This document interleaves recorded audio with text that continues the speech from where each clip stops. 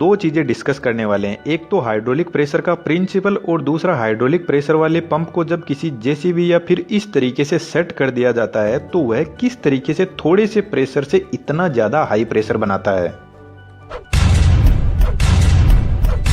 Hydraulic pressure में काम करता है पास्कल्स लॉ। यह लॉ हमें यह बताता है कि यदि हमारे पास में कोई ऐसा लिक्विड है जिसको कंप्रेस नहीं किया जा सकता, उस पर हम प्रेशर डालते हैं तो वह सभी डायरेक्शन में इक्वल प्रेशर लगाता है। चलो थोड़ा इसको और आसान करते हैं। इस तरीके के दो सिलेंडर हम लेते हैं, इधर वाला सिलेंडर छोटा है और इधर वाला बड़ा है। इन दोनों सिलेंडर में हम ऑयल भर देते हैं जिसको हम कंप्रेस नहीं कर सकते, और दोनों सिलेंडर में यहाँ पर पिस्टन लगे हुए हैं। जैसे हमारे घर में जो गैस सिलेंडर यूज होता है उसमें गैस को कंप्रेस करके भरा जाता है, लेकिन जो हमारा पानी है उसको यदि हम उसी सिलेंडर में भरेंगे तो हम उसको कंप्रेस नहीं कर सकते, बिल्कुल थोड़ा बहुत जो ना के बराबर होता है। तो कुछ इसी टाइप का लिक्विड ऑयल हम इन दोनों सिलेंडर में काम में लेते हैं। अब पास्कल लॉ कहता है कि यदि हम इस छोटे वाले पिस्टन पर प्रेशर लगाएंगे तो इसके अंदर जो हमने ऑयल भरा है वह उतना ही प्रेशर इधर बड़े वाले पिस्टन पर लगाएगा। कहने का मतलब इस ऑयल पर जितना प्रेशर आया उसने इस पूरे के पूरे प्रेशर को इधर ट्रांसफर कर दिया।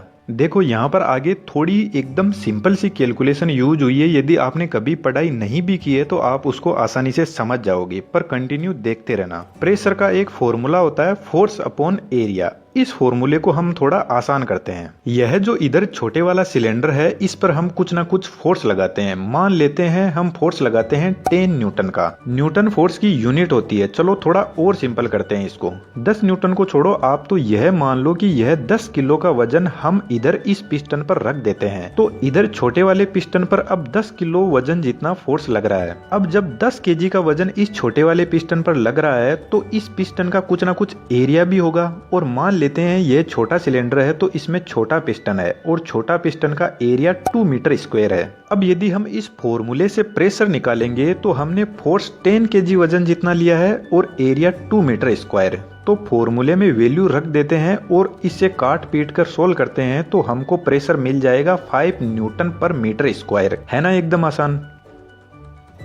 चलो अब बड़े वाले सिलेंडर पर आते हैं। हमारे पास में प्रेशर आया 5 न्यूटन पर मीटर स्क्वायर। अब पास्कल लॉ तो यही कहता है कि यही 5 न्यूटन पर मीटर स्क्वायर का प्रेशर बड़े वाले सिलेंडर पर भी लगेगा। तो इसी फॉर्मूले में प्रेशर को रख लेते हैं 5 न्यूटन पर मीटर स्क्वायर। और अब यदि सिलेंडर बड़ा है तो इसका एरिया भी बड़ा होगा, और मान लेते हैं इसका एरिया है 10 मीटर स्क्वायर। अब इस फॉर्मूले के हिसाब से आप मुझे यह बताओ कि यहाँ पर मैं कितना वेट रखूं ताकि मेरा प्रेशर 5 न्यूटन पर मीटर स्क्वायर आ जाए। तो एकदम सिंपल सी बात है, 50 रखूंगा तो 50 डिवाइडेड बाई 10 और मेरे को प्रेशर मिल जाएगा सेम टू सेम वही 5 न्यूटन पर मीटर स्क्वायर। तो फिर यह तो गजब हो गया। मैंने तो इधर सिर्फ फोर्स लगाया था 10 केजी का और इस बड़े वाले सिलेंडर में मुझे फोर्स मिल रहा है 50 केजी उठाने का। यानी मेरे हाइड्रोलिक प्रेशर ने 10 किलो वजन से 50 किलो वजन उठा लिया। मैंने सिर्फ क्या किया, सिर्फ एरिया को बढ़ाया और मेरे हाइड्रोलिक प्रेशर की वजन उठाने की कैपेसिटी बढ़ गई। अब इस चीज की कोई भी लिमिट नहीं है। आप इस बड़े वाले सिलेंडर को कितना भी बड़ा कर सकते हो और जितना हम एरिया बढ़ाते जाएंगे उतना ही हमारे हाइड्रोलिक प्रेशर की वजन उठाने की कैपेसिटी बढ़ती जाएगी। लेकिन जितनी हमारे पास में हाइड्रोलिक प्रेशर को सेट करने की जगह है उसी के हिसाब से बड़े वाले सिलेंडर के एरिया को बढ़ाया जाता है। यहाँ पर एक ध्यान देने वाली बात है कि जब छोटे वाले सिलेंडर में पिस्टन काफी नीचे तक आ जाता है तब बड़ा वाला सिलेंडर थोड़ा सा हिलता है, क्योंकि बड़े वाले सिलेंडर का एरिया बड़ा है और छोटे वाले सिलेंडर का एरिया कम है। अब हम थोड़ा आगे बढ़ते हैं और इसी प्रिंसिपल को यूज में लेकर हम यह देखते हैं कि जब इस हाइड्रोलिक पंप को किसी जेसीबी या क्रेन में इंस्टॉल कर दिया जाता है तो यह कैसे काम करता है। यहाँ पर टोटल मेन 4-5 कंपोनेंट्स होते हैं। सबसे पहले होता है ऑयल टैंक। जैसे कोई जेसीबी या फिर क्रेन है तो उसमें बहुत सारे हाइड्रोलिक प्रेशर वाले पंप लगे रहते हैं, तो उसमें बड़ा ऑयल टैंक होता है जिसमें ऑयल भरा रहता है। उसके बाद में आता है पंप। यह पंप इस ऑयल टैंक से ऑयल को पंप करता है और इस पंप को रोटेट करवाने के लिए या तो 3 फेज इंडक्शन मोटर की जरूरत पड़ती है या फिर यहाँ पर कोई इंजन भी हो सकता है। जैसे जेसीबी में इंजन से ही इस पंप को घुमाया जाता है। और लास्ट में आता है यह सिलेंडर जिसमें पिस्टन लगे रहते हैं किसी भी वजन को उठाने के लिए। अब जब यह पंप घूमना शुरू करता है तो यह ऑयल को इन पाइप्स की हेल्प से प्रेशराइज करने लग जाता है और यह ऑयल ऊपर उठता है धीरे धीरे। लेकिन यहाँ ऊपर से दोनों सिलेंडर वाले वाल्व बंद है, तो जब यह दोनों वाल्व बंद रहते हैं और यहाँ पर प्रेशर ज्यादा बढ़ जाता है तो यह प्रेशर रिलीजिंग वाल्व ओपन हो जाता है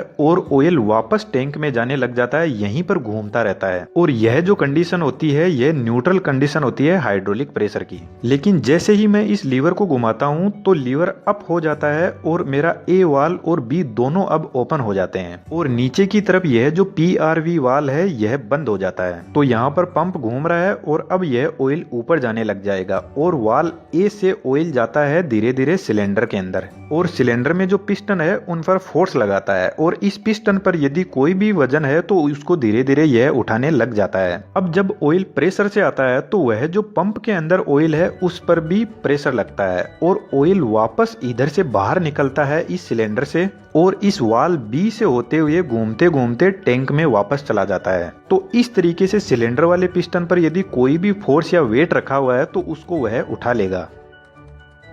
अब इसके आगे कंडीशन आती है जब हम लीवर को वापस डाउन करते हैं तो इस केस में वाल्व बी से ऑयल जाता है सिलेंडर के अंदर और पिस्टन के ऊपर फोर्स लगाता है और पिस्टन को वापस डाउन लेकर आता है और इधर नीचे वाले पॉइंट से सिलेंडर से वापस ऑयल बाहर निकलता है और वाल्व ए के पास में आता है और इधर से घूमते घूमते वापस ऑयल टैंक के अंदर ऑयल चला जाता है और हमारा पिस्टन वापस डाउन पोजीशन में आ जाता है। तो इस तरीके से यह जो पूरा हाइड्रोलिक प्रेशर होता है यह काम करता है और इसके पीछे जो पास्कल्स लॉ है वह काम करता है। तो मेरे ख्याल से आपको हाइड्रोलिक प्रेशर की वर्किंग और प्रिंसिपल दोनों अच्छे से समझ में आए होंगे।